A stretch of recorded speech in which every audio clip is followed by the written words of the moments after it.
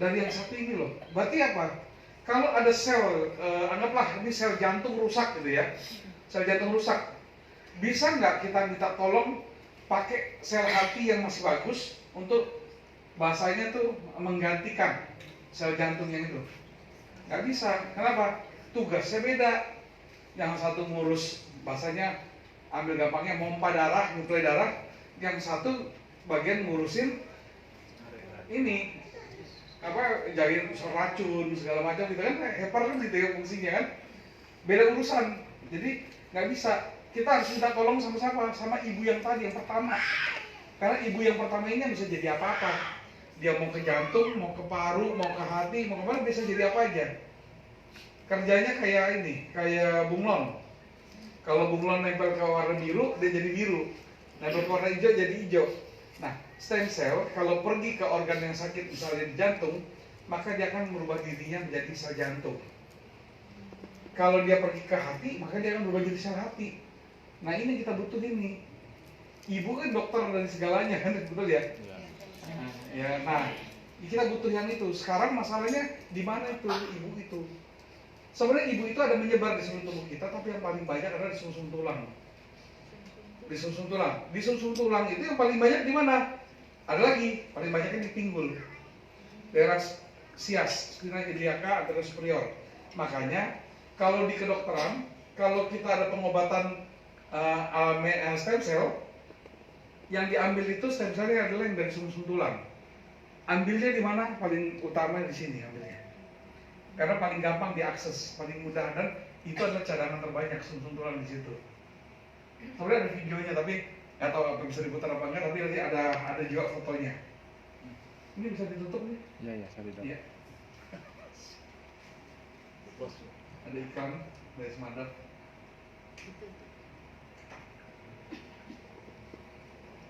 Banyak gangguan. Tanda orang sukses. Banyak gangguan. Sampai sini ada sedikit bayangan tentang stem cell ya? Ada ya? Mau jadi YouTube? Tutup dulu. Iya. Diklik dulu. Kosong aja. Ya. Perlu diklik next.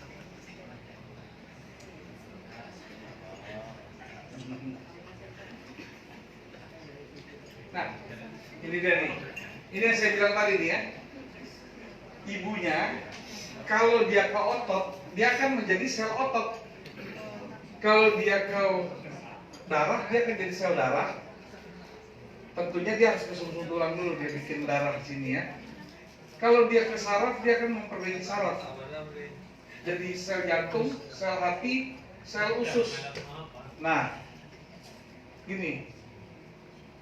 Dulu ya di kedokteran dikenal bahwa sel saraf dan terutama saraf otak ya, dan sel jantung itu nggak bisa diregenerasi. Itu teori dulu. Katanya bilang, oh, kalau otak udah rusak, kalau jantung udah rusak nggak bisa, gitu ya. Ternyata bisa. Ya bukan salah dokter yang dulu, bukan. Penemuannya dulu begitu, gitu. Ternyata ada yang lebih canggih penemuannya sehingga bisa dibuktikan bahwa ternyata bisa. Jadi nggak ada yang salah, itu penemuan itu kan berlanjut ya, gitu ya. Jadi stem cell itu adalah sel yang belum jadi apa-apa dan dia bisa menjadi apa-apa. Nah gitu ya, itu bahasa ini ya nih, bahasa gampangnya. Kalau, nah usia, berdasar usia 18-20 tahun itu masa-masa di mana stem cell kita sudah mulai kerjanya kurang bagus. Ini sih berhubungan dengan apa? Biasanya berhubungan dengan cara makan kita juga. Usia-usia begini lagi SMP ya, SMA ya, SMA kuliah ya. Ya. Artinya apa? Di situ udah mulai bebas kan anak-anak kan, udah mulai bebas. Artinya udah bukan, nggak banyak lagi pengawasan orang tua di situ. Kalau waktu masih TK, SD, itu mungkin masih makanannya masih disiapkan sama orang tua tuh, sampai sayur-sayurnya segala macam itu masih diatur tuh. Ya, tentu makin kesana, makin tahun tuh ke depan makin sampai anak SMP pun udah di mana-mana, makanya juga sekarang ada di junk food ya. Nah, ini berhubungan dengan pola pola hidup ya, pola makan. Akhirnya apa? Usia-usia begini sel-sel kita udah mulai kurang aktif.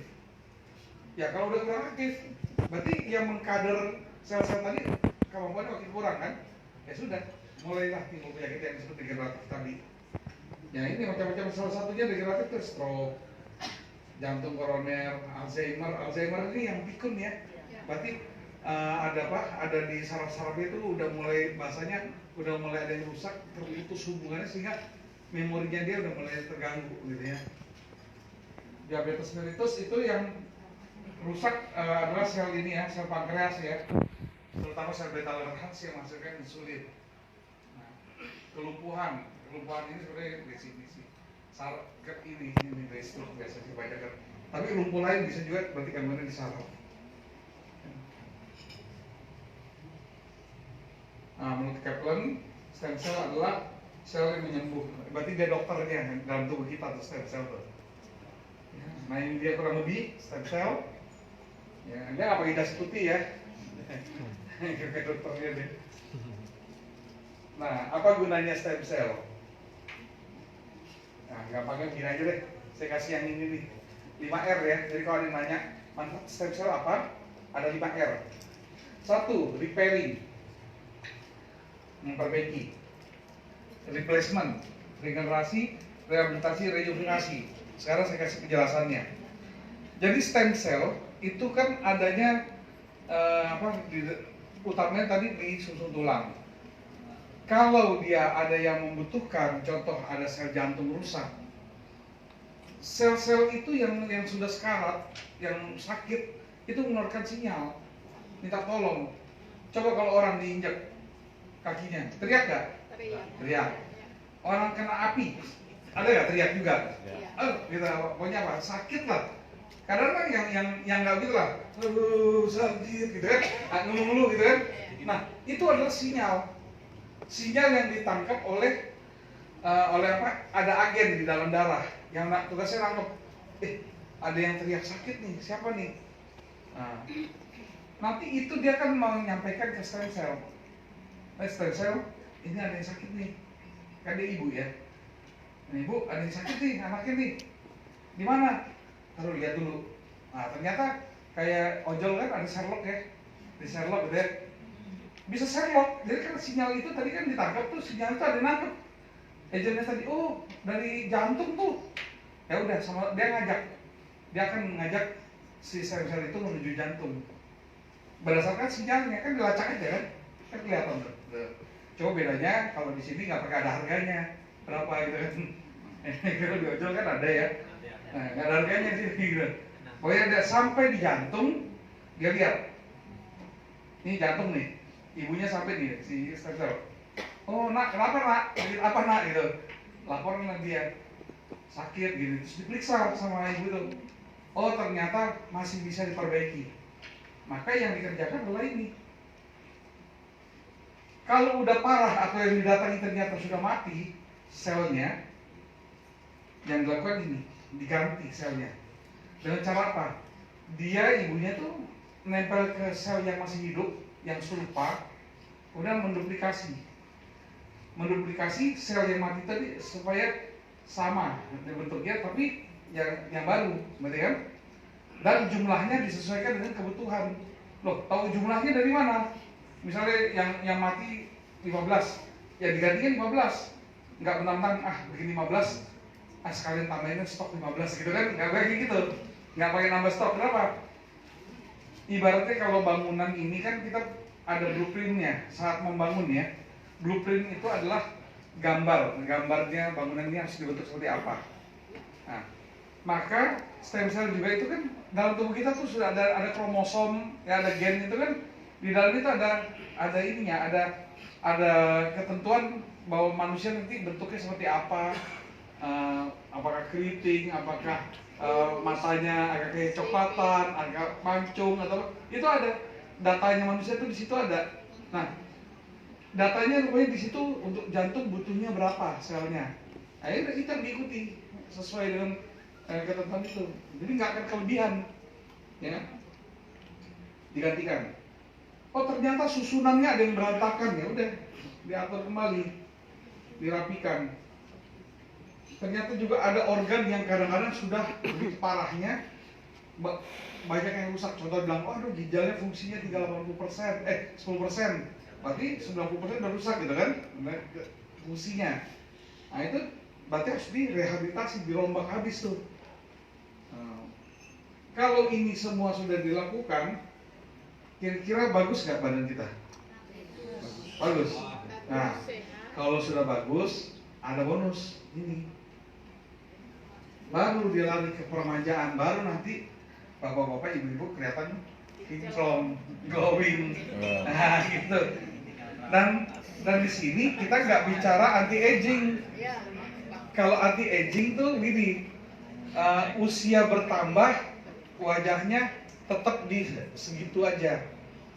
Kita bicara reverse aging, dibalikin wajahnya, dibalikin. Jadi umurnya boleh naik ke sana, tapi mukanya ke sini, nggak ke muda lagi. Ya.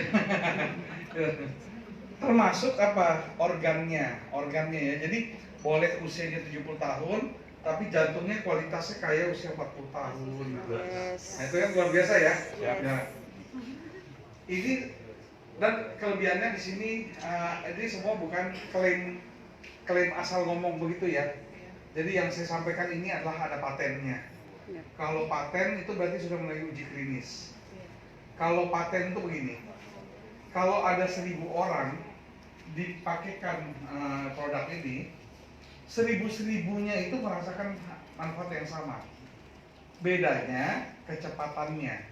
Karena apa? Penyakitnya orang beda-beda, berat ringannya beda-beda, metabolismenya beda-beda, kebiasaannya beda-beda. Jadi itu yang mempengaruhi soal kecepatan.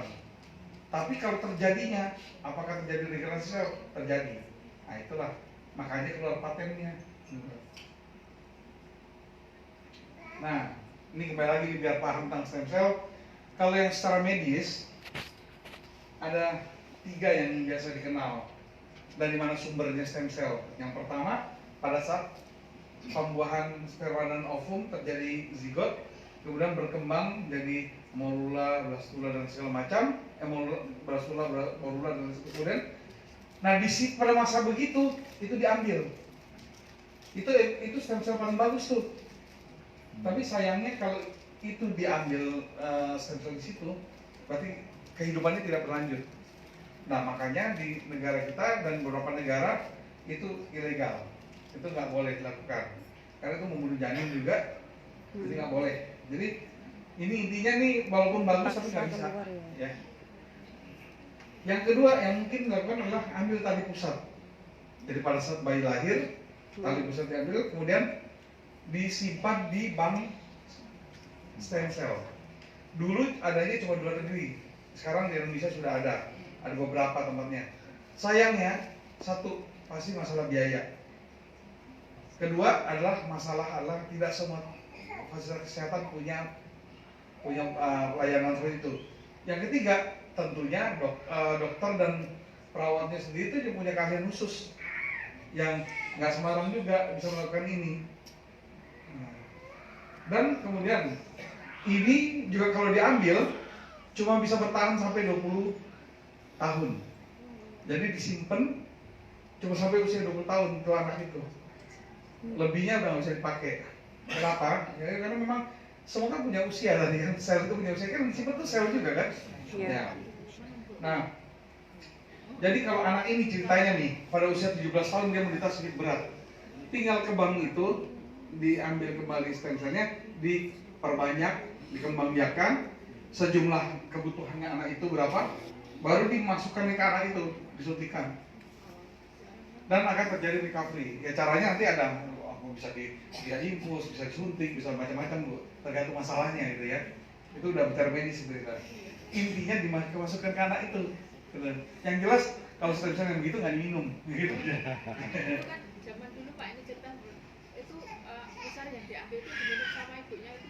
Ya, gimana itu? Ya, secara itunya benar, itu memang yang terjadi begitu. Iya. Tapi secara ilmiahnya, belum. pembuktiannya bagaimana itu kan? Ya pembuktiannya itu kan sama juga bisa begini. Ponari sweat itu Nah. yang dari batu, Iya, iya, iya, iya. celup gitu, nah, itu pembuktiannya gimana gitu ya. Iya. Tapi memang betul itu yang dilakukan orang gitu. Iya, memang. Iya. Tapi itu bukan stem cell. Ponaris. Iya, bukan. Nah, yang ini juga sulit dilakukan nih. Yang paling mungkin yang ini. Kayak kita ini yang paling mungkin ini. Yaitu apa ya tadi diambil dari Sumsum tulang cuma belakang. karena ada di dalam tulang berarti mesti Wow. Operasi. Dibor. dibor, ya, mesti dibor. Nah, ini kasus yang orang yang lututnya sama sendi-sendi lutut dan daerah sini ya. Nah, itu yang apa osteoporosis, yang rematik dan lain segala macam. Yang penyakit degeneratif lah. Ini proses persiapan. Ini daerah bokongnya nih dibersihkan, kemudian mulai di kemudian mulai dibor ya sini ya, disedot sumsum tulangnya. Ya tentunya kalau sumsum tulang lebih kental ya, lebih kasar isinya daripada darah ya. Kemudian dipindahkan ke alat yang ini alatnya ini alat memutar. Tujuannya untuk apa? Memisahkan stem cell yang ada dalam sini supaya pindah ke tabung yang ini nih. Ini kan tadi yang tabung yang ini yang tabung ini nih. Nah, pindah ke sini. Jadi nanti yang pindah tuh cuma stem cellnya, yang ini nggak dipakai lagi. Nah, ini yang sudah pindah ke sini dan inilah yang disuntikan kembali. Kok bisa langsung disuntikan? Kalau sakitnya ringan, dianggap ringan, maka dia bisa langsung. Paling butuhnya ini cuma 20 stem cell untuk betulin ini.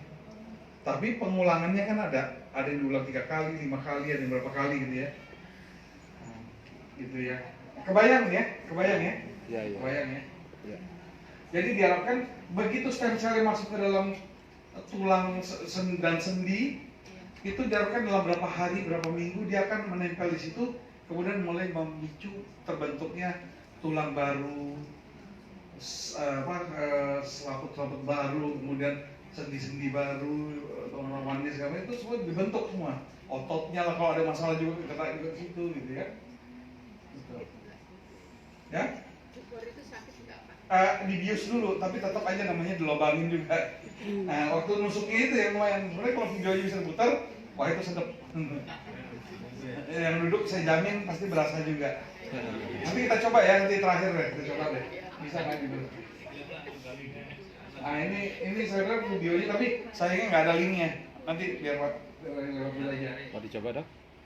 Di YouTube tadi Pak Marin, kalau mau. Nggak itu nggak bisa diklik gitu karena nggak ada videonya kan ya. Oh, iya. Nah, jadi yang hari ini yang terjadi di medis memang itu ampuh ya, tapi tentu biaya. Ini ada yang tahu nggak sih biayanya kalau terapi stem cell? Ya mahal betul. Saya mau kasih gambaran gini. Bapak beratnya kira-kira berapa Pak? Beratnya kira-kira aja. Berat badan 80? lebih. Ya? 80 aja ya? 80. Kalau kita mau perbaikan seluruh tubuh Bapak ini yang 80 kg, rumusnya begini, 1 kg itu butuh 1,5 sampai 2 juta stem cell. Berarti 80 kita ambil lebih gampang kali 2 juta ya. 80 kg dikali 2 juta stem cell, berarti 160 juta stem cell. Harga 1 stem cell untuk diolah itu Rp2. Berarti butuh berapa? 180 ya? Butuh 360 juta rupiah satu tindakan. Tapi itu kita bicara seluruh ya. Iya. Ya, karena sekarang berlaku di medis adalah kalau yang sakit jantungnya, ya jantungnya saja yang dikasih stem cell. Tentu jantung berarti ukurannya nggak sebanyak itu dong, ya kan? Butuhnya berarti kalau tadi butuh 180 juta, mungkin butuhnya cuma 10 juta gitu. Tapi 10 juta kali Rp2 gitu kan. Tapi rata-rata biasanya di atas 50, dan 50-an lebih juta lebih. Tapi per organ ya, kita bicara organ gitu ya kalau itu ya. Kalau bicara tuh, saya bicara tadi menyeluruh nih, seluruh tubuh nih. Jadi Bapak ini kalau bicara menyeluruh 360 juta sekali tindakan. Kalau 3 kali sampai 5 kali berarti ya udah hitung sendiri kali 3 sama kali 5. Nah, berarti udah bisa ngambil rumah, ya? Gitu ya. 20 juta. Ya? 20 juta pakai usul kursi dan SOP udah sembuh, Pak. Iya. Semua dari Allah. tapi proses perbaikannya itu kelihatan loh. Gitu. Nah, jadi yang kita tampilkan di sini kan biasa kita kan berusaha nyari yang paling ringan, tapi efeknya bisa mendekati atau kurang lebih sama dengan apa yang terjadi kalau kita pakai stem cell. Makanya kita kasih namanya alternatif terapi stem cell. Bagaimana sih caranya supaya kita bisa menikmati atau bisa mendapatkan terapi stem cell ini, tapi yang serupa dengan stem cell, tapi kendala-kendala terutama dalam hal biaya juga bisa ditekan gitu. Dan kedua soal kenyamanan ya, namanya juga tusuk-tusuk. Nah, kalau ini gimana caranya nggak usah pakai tusuk-tusuk gitu ya. Ya, nah ini ya ini SOP 100 produknya. Ini dibuat oleh FC Jepang. Apa sih isinya? Nah, kita cari isi dulu nih. Isinya adalah, tahu ikan salmon nggak? Iya, tahu. Ikan salmon tuh mukanya nggak terlalu bagus ya, cakapan ikan mas gitu ya. Tapi walaupun mukanya nggak begitu oke, tapi itu luar biasa manfaatnya. Nah, yang diambil bukan ikan secara keseluruhan. Yang diambil, kalau ikan betina itu kan suka bertelur ya. Iya. Telurnya itu ada pembungkusnya. Nah, bungkusnya aja itu yang diambil. Satu bungkus itu kalau dijadiin produk kita itu jadi cuma 10 saset. Nah, manfaatnya apa? Ternyata begitu sudah diuji coba, diuji klinis, ternyata satu bisa meregenerasi sel. Itu patennya keluar, ada nomor patennya ada. Kalau mau dicek di Google paten, kan Google tuh di internet kan udah bisa melakukan banyak hal ya. Ketik Google paten, masukin nomor itunya patennya, nanti muncul penelitiannya. Jadi kalau yang misalnya dokter alam bener nggak apa, silakan buka Google paten, masukin nomor yang di browser tuh, gitu, nanti cari di situ, baca. Kalau nggak mampu misalnya baca dalam hal, mungkin kan bahasa Inggris ya oke lah, mungkin bisa bahasa Inggris, tapi kan bahasa Inggris kedokteran beda dengan bahasa Inggris teknik dan bahasa Inggris ekonomi kan beda ya. Nah, mungkin cari yang dokter yang juga biasa baca jurnal, silakan baca, minta tolong dok, bacain dong maksudnya apa sih gitu. Itu akan kelihatan bahwa di situ dinyatakan bahwa ternyata bisa regenerasi sel. Ya. Artinya apa? Tugas regenerasi sel tadi siapa yang melakukan? Stem cell kan? Nah, ternyata SOP ini bisa memicu terjadinya begitu. Ya. Jadi dia intinya sebenarnya nutrisi, tapi dia selain menyiapkan bahan bakunya untuk tubuh kita supaya bisa bikin sel, dia juga mengaktifkan pekerjanya. Ini bangunan nggak akan jadi kalau cuma ada bahan bangunannya aja nggak ada yang kerjain. Tubuh kita juga gitu.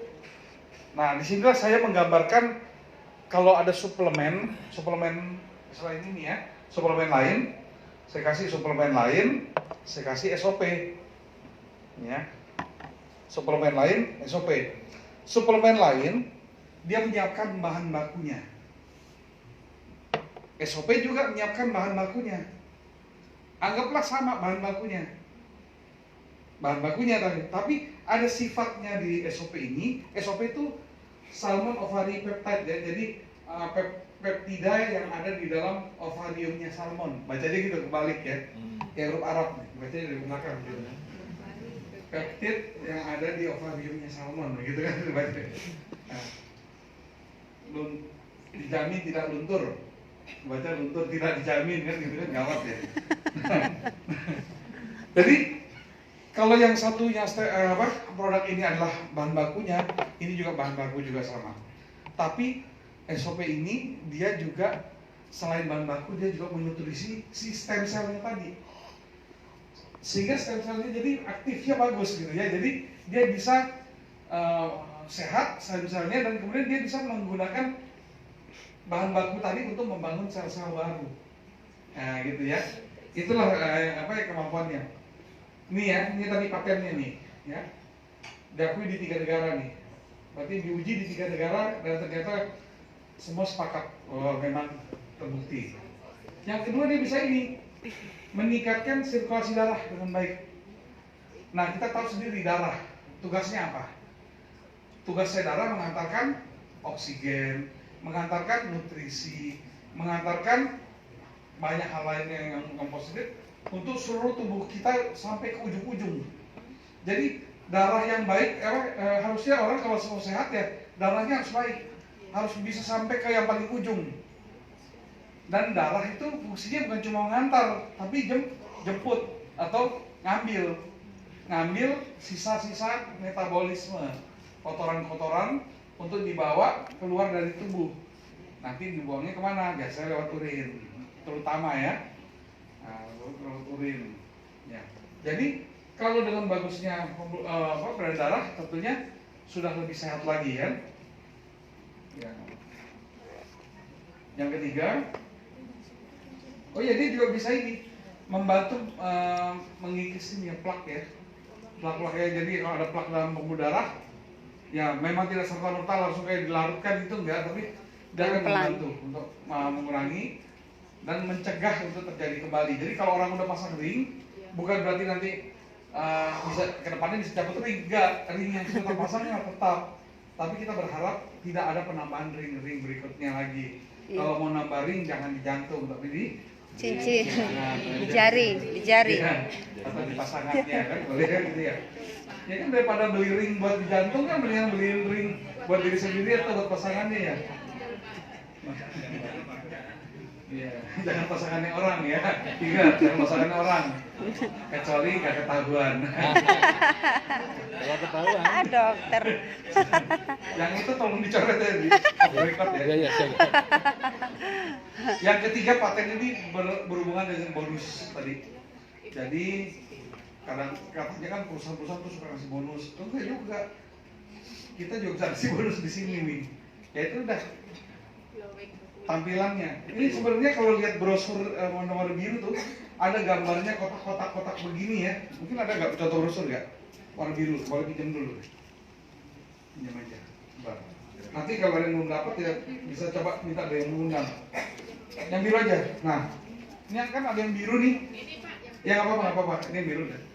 Nah, Ungu itu. nah di sini ada kotak-kotak nih. Ya mungkin susah kelihatan, tapi maksudnya di sini ada kotak-kotak. Mohon jangan diisi dengan silang dan bulatan, ini bukan main catat Jawa ya. Jadi ini adalah informasi contoh. Di sini ada informasi tentang penelitian terhadap dryness, kekeringannya kulit. Dari 2 poin jadi 4 poin, jadi membaik.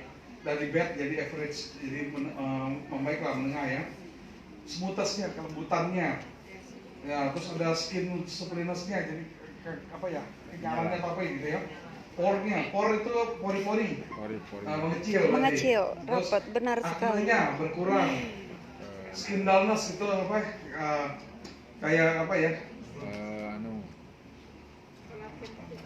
Apa ya? Ini ya, dullness.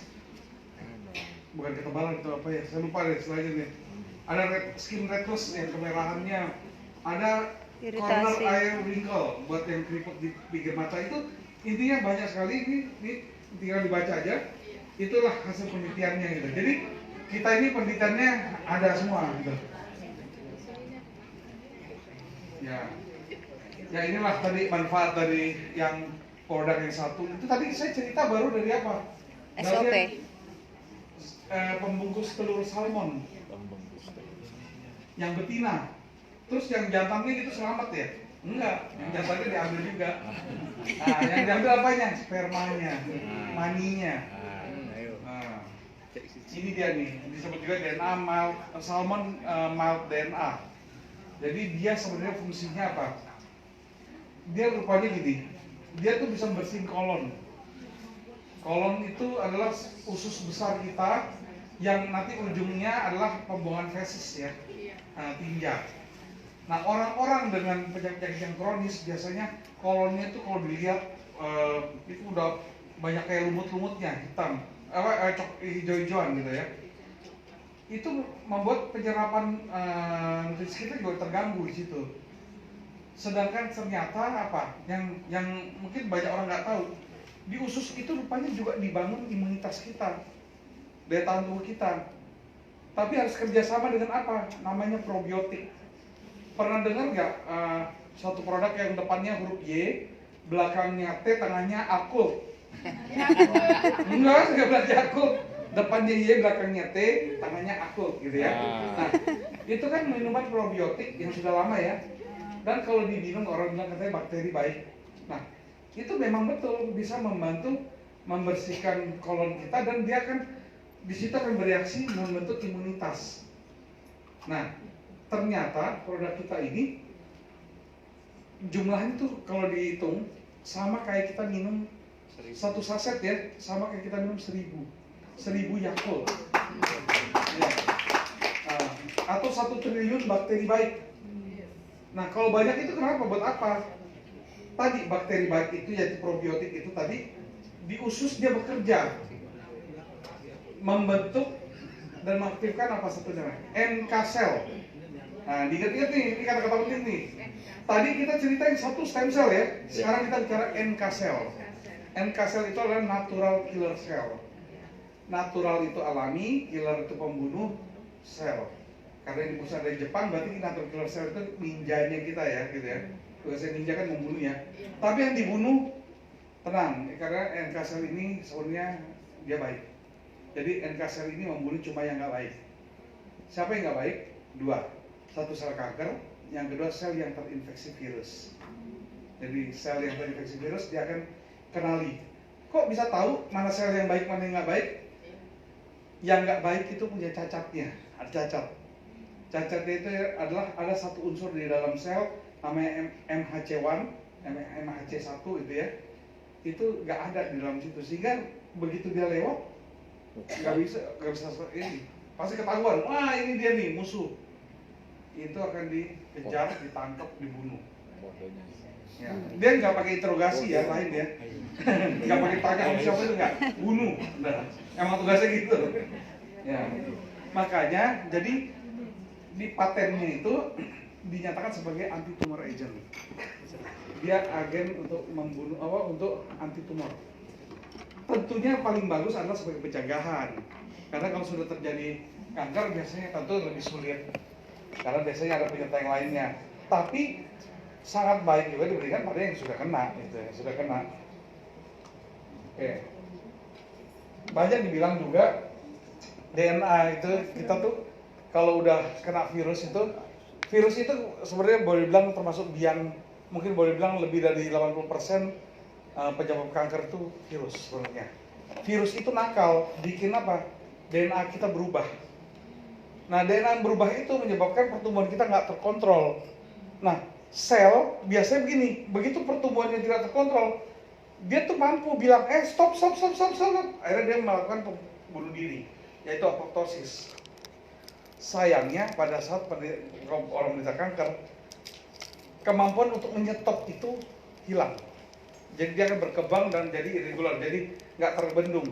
Makanya kanker itu cepat sekali perkembangannya, cepat sekali, gitu ya. Nah, makanya bilang daerah rusak ya bisa identik jadi kanker nih, kemungkinan besar jadi kanker, gitu. Nah ini tadi yang saya bilang tentara kita, yaitu imunnya itu ada sel-sel khusus, yaitu NK cell. Ini ya tugasnya dia tentara, dia patroli. Tentara yang lain ada, polisi yang lain ada, yaitu apa? Imun kita yang lain, sel-sel imun lain banyak kan, ada sel T, sel B dan lain-lain ya. Tapi yang pasukan yang kalau bilang Brimobnya atau Kopa atau Denjakanya atau ini, nah itu dia NK cell nih. Ya. Nah, ini dia patroli dia, muter. Oke, ini sudah saya jelaskan. Nah ini tadi yang soal saya bilang kok dia bisa kenal yang rusak yang mana, karena nggak ada MHC1-nya, wah makanya bilang dia penjahatnya nih, dia kejar. Ya, oke. Bekerjanya menghancurkan sel patogen asing. Jadi kalau saya lihat di gambaran itu, coba mana yang ungu tadi? Ungu. Ada nggak ya? Oh nggak ada di sini. Ada tuh gambaran gini, penggunaan yang ini tadi yang besi itu sel kankernya mulai diganggu itunya, dindingnya. Jadi dia akan rusak dinding selnya kanker. Akhirnya apa? Akhirnya rusak itu lisis kalau istilah kita ya. Lisis, dia mulai tercerai-berai, akhirnya mati ya. Jadi cara matiinnya itu gitu, dirusak. Dia ngeluarin enzim yang membunuh. Sifatnya racun bagi kanker. Oke. Yang tadi ini probiotik.